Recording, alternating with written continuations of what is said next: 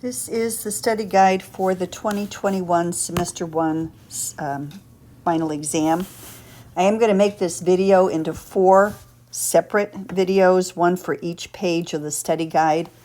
I made one earlier. It was too long and just was going to take forever to download. So we'll do several short videos, and you will find them all on Canvas. Obviously, you've already found the first one because you're here. All right, so let's get right to it. I am going to work through these fairly quickly because I know you can pause them at any point. Back up, take a little extra time as you need it. All right, so number 1, I encourage you to write on the page everything that you're given. And that is supposed to be a 3x plus 5, by the way. I think we made that change in class. If you don't put a plus there, it comes out to be a really nasty number right off the bat. And the whole thing is 24. When you look at the picture, it leads you right to what to do. The 2 smaller pieces, if you add them together, you get the entire length of AC. Combine like terms. Subtract the 3 from both sides of the equation. Divide by 7.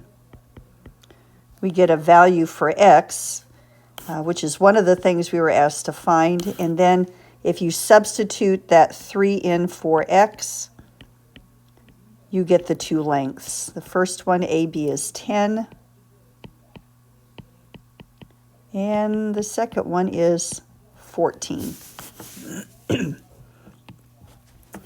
Number 2, the key word here is midpoint.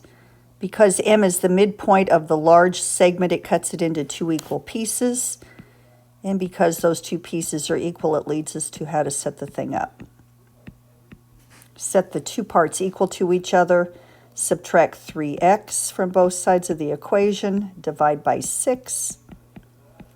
Once we have a value for x, then 9 times 4 is 36. That's dm. And 3 times 4 is 12, plus 24 is also 36, which they should turn out to be equal because m is the midpoint. And then finally, the whole thing, 36 plus 36 is 72. Number 3 also uses the word midpoint, but this time it's the midpoint on a coordinate plane. You have 2 options. One is to graph it and find the point that's in the middle of those 2 points. The other way is to use a formula. And remember, you will not be given the formula on the test, on your final exam. Middle point is the middle, and the way to find the middle between 2 numbers is to average them. So the x-coordinate is negative 10 plus 4 divided by 2, or a negative 3. And the y-coordinate is 7 plus 23 divided by 2, or a 15. So our midpoint is negative 3, positive 15. And if you graph that out, you will find that this is the point halfway between the 2 given points. All right, I believe in class I had this one drawn out. I erased it, so we're going to have to figure this out. EOG, EOF, it looks to me like O is the vertex and E must be in the middle, I believe. So EOG is 78. And EOF is 32. No, my drawing is not drawn to scale.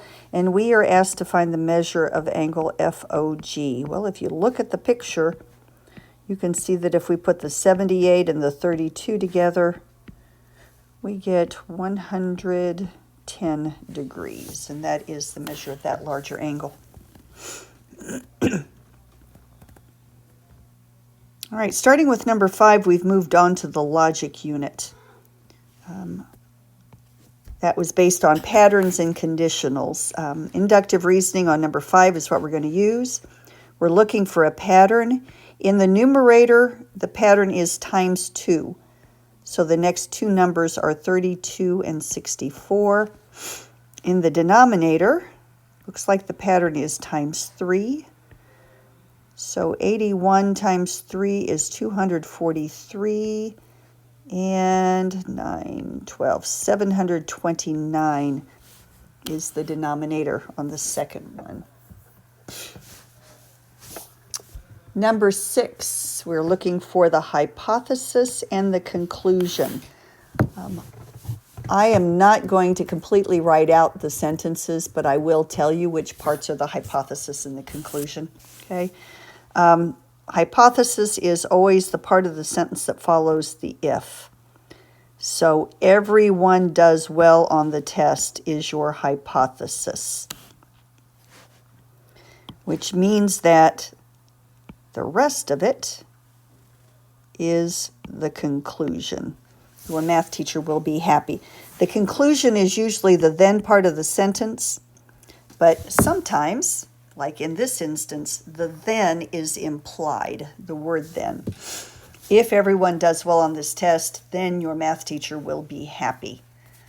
The then can be implied, and the if does not always have to be the first word of the sentence, as you can see here.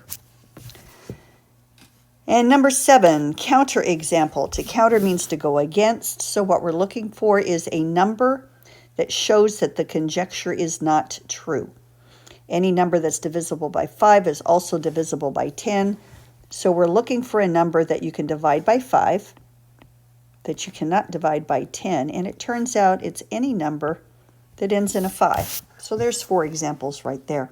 All right, I'm going to pause this video. Go ahead and get this going, downloading on YouTube, and you can move on to the second video to get the second page.